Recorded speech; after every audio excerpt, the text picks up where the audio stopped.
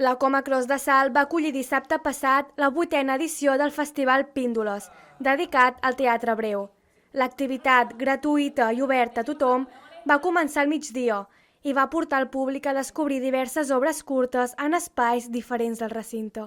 L'objectiu, d'entrada, és professionalitzar i reivindicar que el teatre curt, el teatre breu, també és teatre de veritat. Crec que molts cops tenim aquesta idea de que potser és teatre amateur i no, ho poden fer companyies professionals.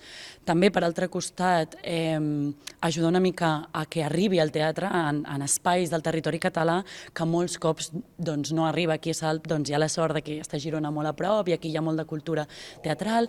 El festival va incloure 4 propostes: l'Eixam, RIP, Guardar la roba i l'habitació dels objectes perduts, que van combinar humor, emoció i música.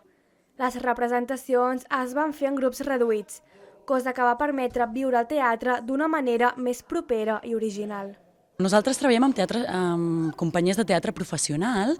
El que fem és una convocatòria oberta on es pot presentar qui vulgui i és una convocatòria on escollim les peces per al text que ens envien, per evitar una mica en el món que a vegades creiem que sempre treballa una mica les mateixes persones, doncs el que fem és obrir una convocatòria completament anònima i per al text escollim les peces.